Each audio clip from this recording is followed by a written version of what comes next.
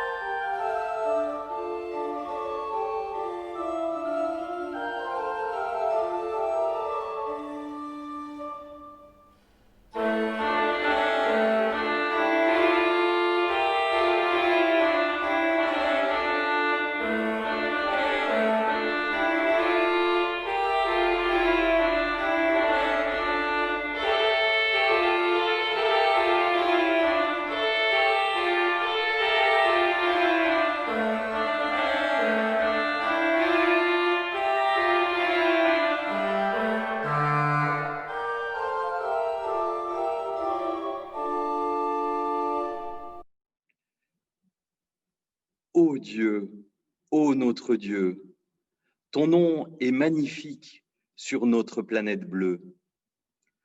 Petite sphère fragile qui chante ta grandeur, petits et nourrissons, humains et animaux, montre que tu es là, au cœur même de la vie, et que tu veux chasser la haine et la vengeance. Quand nous voyons le ciel fabriqué de tes doigts, la lune et les étoiles que tu y fais briller, que sont donc les humains pour que tu t'en souviennes? Que sommes-nous pour que tu te soucies de nous?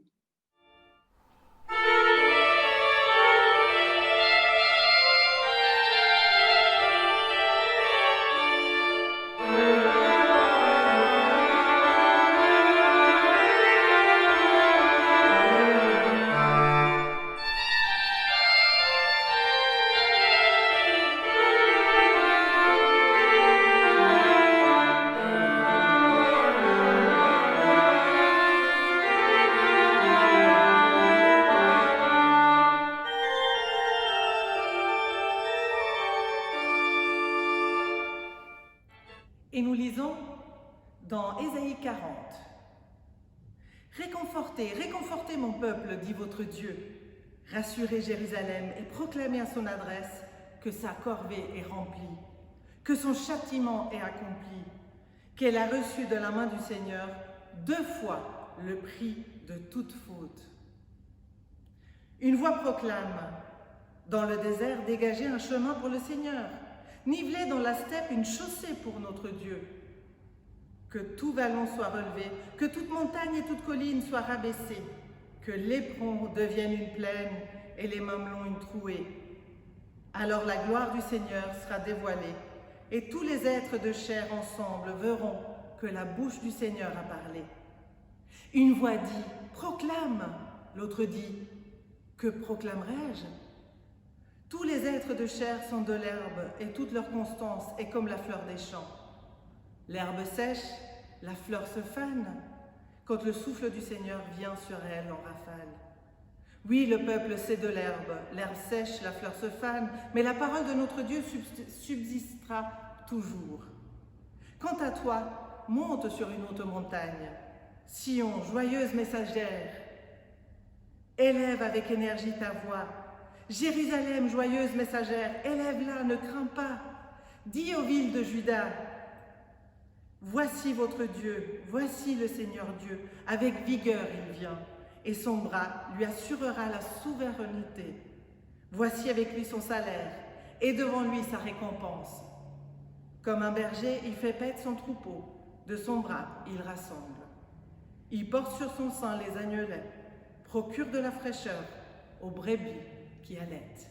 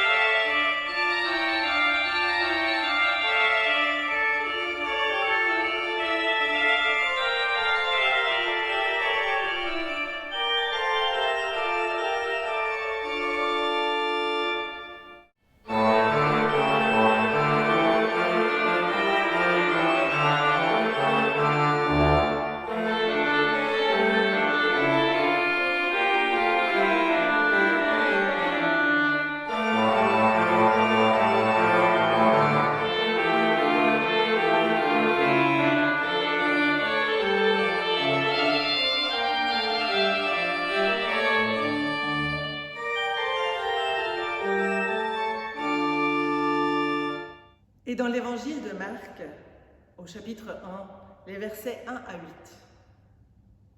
Commencement de l'évangile de Jésus-Christ, Fils de Dieu. Ainsi qu'il est écrit dans le livre du prophète Ésaïe, « Voici, j'envoie mon messager en avant de toi pour préparer ton chemin. » Une voix crie dans le désert, « Préparez le chemin du Seigneur, rendez droit ses sentiers. » Jean le Baptiste parut dans le désert, proclamant un baptême de conversion en vue du pardon des péchés. Tout le pays de Judée et tous les habitants de Jérusalem se rendaient auprès de lui.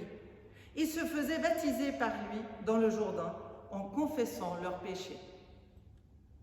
Jean était vêtu de poils de chameau avec une ceinture de cuir autour des reins. Il se nourrissait de sauterelles et de miel sauvage. Il proclamait « Celui qui est plus fort que moi vient après moi, et je ne suis pas digne, en me courbant, de délier la lanière de ses sandales. Moi, je vous ai baptisé d'eau, mais lui vous baptisera d'Esprit Saint. »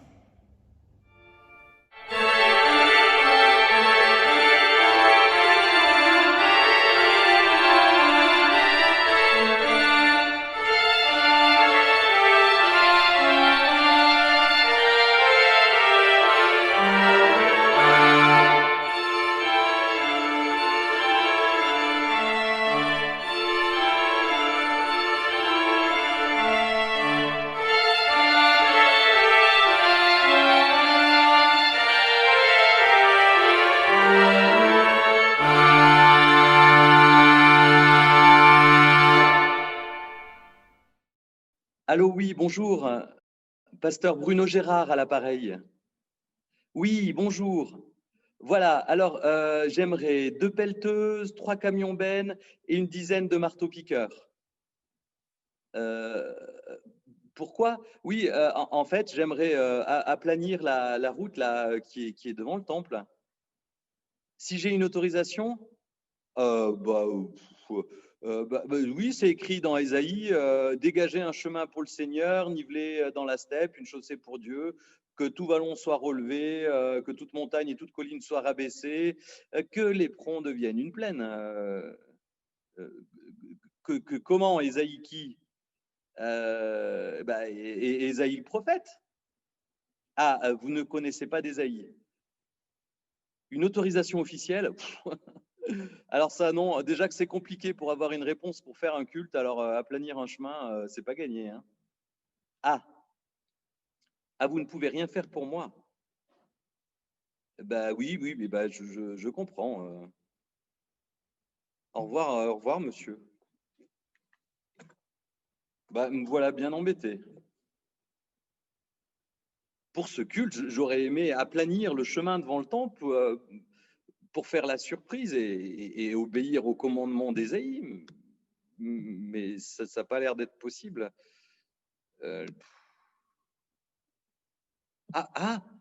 Vous étiez là?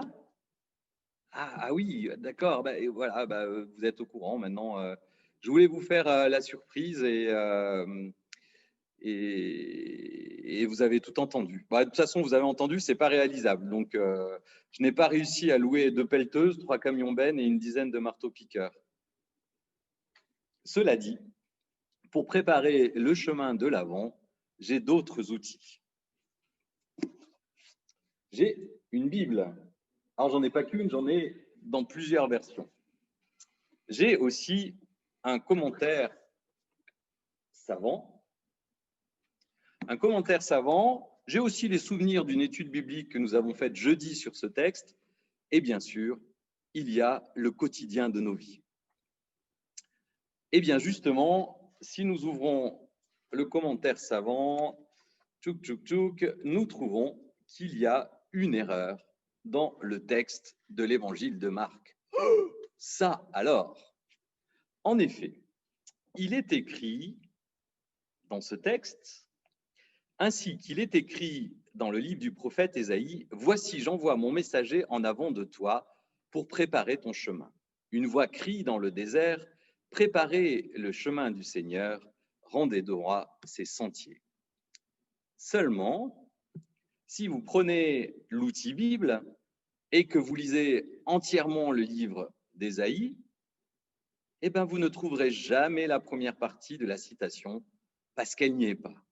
Voici, j'envoie mon messager en avant de toi pour préparer ton chemin, n'apparaît dans aucun passage d'Ésaïe.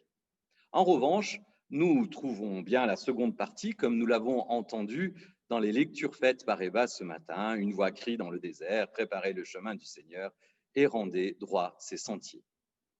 Il y a donc ici une erreur littéraire dans les citations bibliques. Oh, diantre, que nous arrive-t-il? La Bible se mélange-t-elle dans ces versets? Bon, surtout qu'à l'époque, fallait faire attention avec ces questions de citation.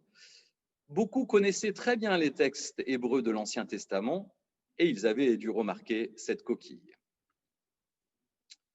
Devant cette inexactitude, comment réagir? Allez, hop, il y en a marre, je prends ma Bible et je la jette par la fenêtre. Non.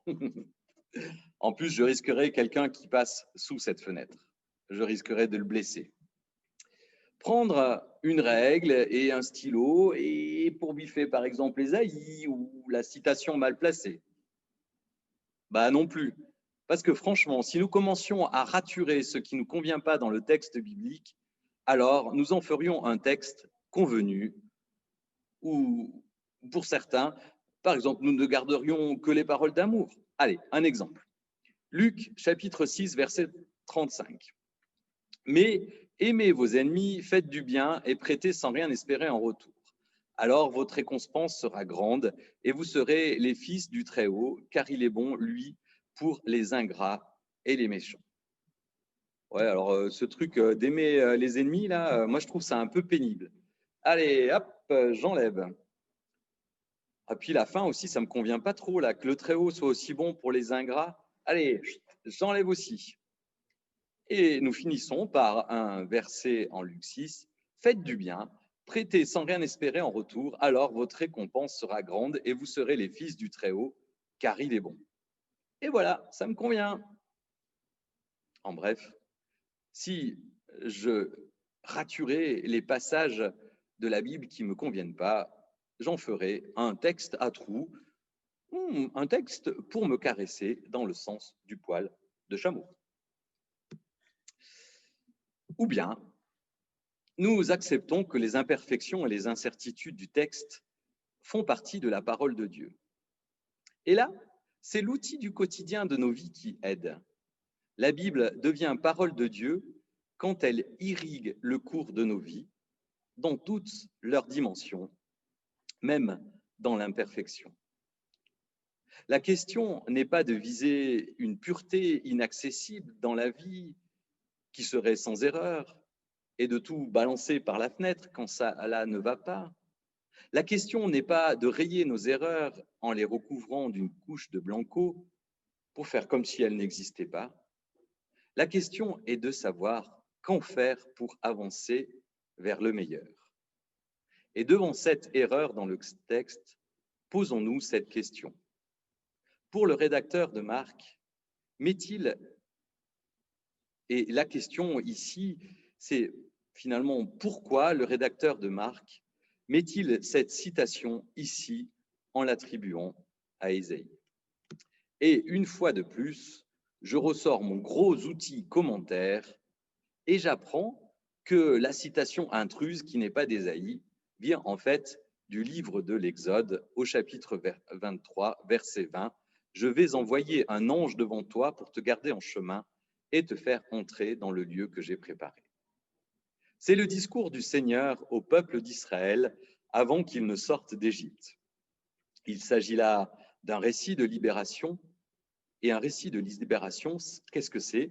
C'est un changement d'état où le passé va être laissé en arrière pour aller vers un présent. Et finalement, cela correspond parfaitement à un début d'évangile, un début du ministère de Jésus. Nous changeons de temps. Et pour Marc, ce changement de temps signifie libération. Et donc, il choisit ici de citer, pas par hasard, le texte de l'Exode. Dans ce début, dans ce commencement, comme il nous est dit, de l'Évangile, de la bonne nouvelle, se joue un changement, celui de la révélation de Jésus-Christ. Et Marc va tout faire pour nous aider à aplanir ce changement, tout en ménageant le passé pour nous permettre de préparer l'avenir et surtout vivre le présent.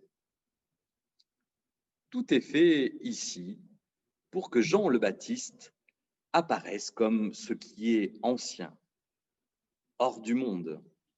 Il s'habille de poils de chameau, qui n'était même à l'époque pas à la dernière mode à Jérusalem. Il mange des mets naturels, mais pas vraiment gastronomiques, même en son temps, sauterelles et miel sauvage. Tout est fait pour rendre le personnage désuet et dépassé. Il vit dans le désert, lieu aride si l'on est à part du monde.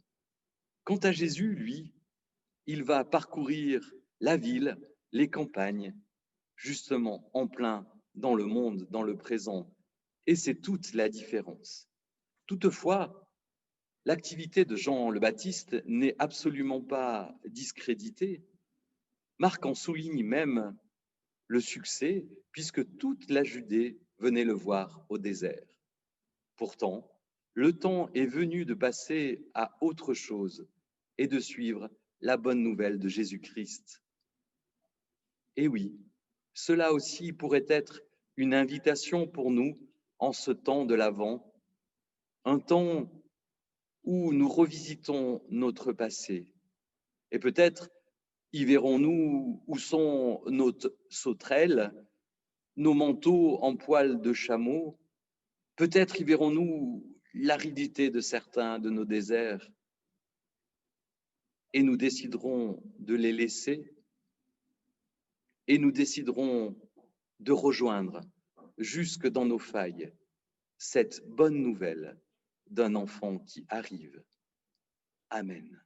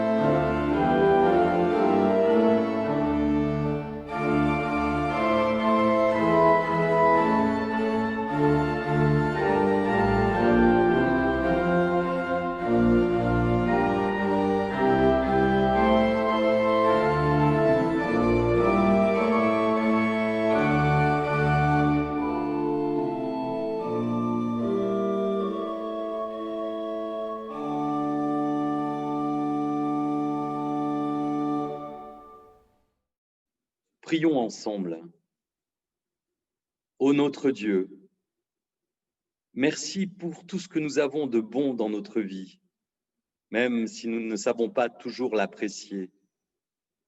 Tu es et tu restes toujours fidèlement la source ultime de bien. C'est pourquoi nous venons vers toi avec tout ce qui nous préoccupe, nous peine, avec tous nos espoirs et nos projets. Nous ne savons pas ce que tu peux faire, toi, la source toujours nouvelle de vie, mais nous te faisons confiance. Nous pensons devant toi, grâce à toi, à toutes celles, à tous ceux qui nous sont confiés, pour que nous les aidions et que nous nous laissions aider par eux, par elles. Veille sur ton Église qui continue dans ses charismes et ses imperfections, son combat sur la terre. Dissipe ses craintes, augmente son audace, affermit sa foi et inspire son témoignage. Et ensemble, nous te disons, notre Père qui es aux cieux, que ton nom soit sanctifié, que ton règne vienne, que ta volonté soit faite sur la terre comme au ciel. Donne-nous aujourd'hui notre pain de ce jour. Pardonne-nous nos offenses, comme nous pardonnons aussi à ceux qui nous ont offensés. Et ne nous laisse pas entrer dans la tentation, mais délivre-nous du mal. Car c'est à toi qu'appartiennent le règne, la puissance et la gloire, au siècle des siècles. Amen.